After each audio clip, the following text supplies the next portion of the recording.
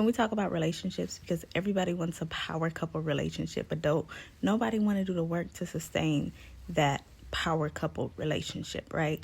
That sustains it all, that goes through it and can come back, right? And you have to be able to become what you want to attract, number one. And number two, I believe marriage, to be exact, is work. And what do I mean by that? Sowing and reaping. You know, you can't take the principle out and just think, oh, marriage is not supposed to be work. Who told you that lie?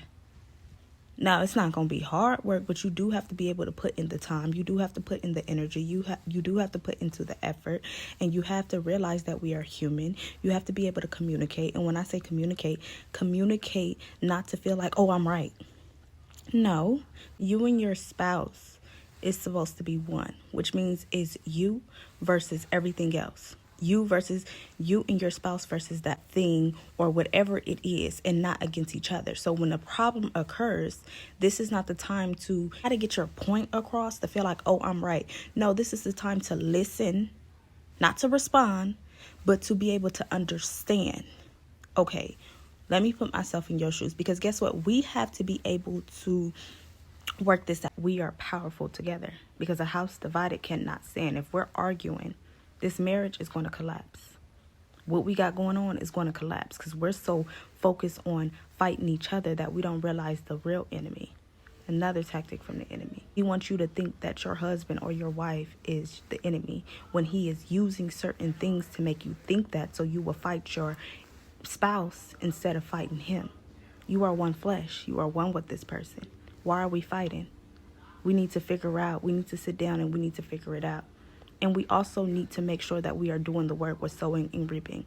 This is not the time to just, oh, I got you, I don't have to do nothing. No, you still need date nights. You still need to make this stuff fun. This is not a life sentence. This is a journey that we are walking out together, and we do not have to be born with this.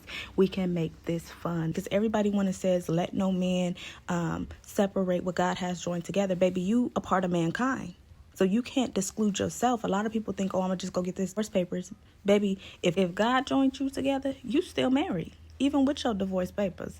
And you out here fornicating. You out here committing all this and causing other people to do the same because you think, oh, because I can go get a divorce paper, I can just get divorced. No, that means let no man, mankind, no situations, you get your mind right. And that's one thing God is working on me about. Get yourself right, because when you get into a marriage that I joined together, ain't no leaving. Oh, I'm just tired and I fall out of love. No, baby, you just ain't been planting seeds, so you ain't reaping nothing. You just expecting this fairy tale, this power couple, whatever people present to the world, to just fall into your lap, but you're not doing the work. And this is where people are living in fantasies. And everybody think God joined them together in a marriage. A lot of these marriage, God ain't had his hand in that at all. He like, that was self-made. You did that on your own. I ain't got nothing to do with that. And that's why a lot of people are in divorce. It's a lot of divorce rates because people wouldn't do their own will.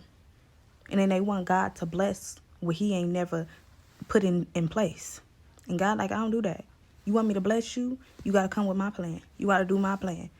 Which means you probably going to have to wait out for this marriage. Guess what? Because I got to get your mind, body, and soul, and your spirit, and your emotions together. Because guess what? When you get together, this is for life.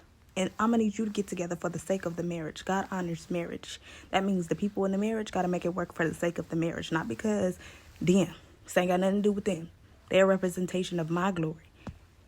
My marriage. Get your mind right.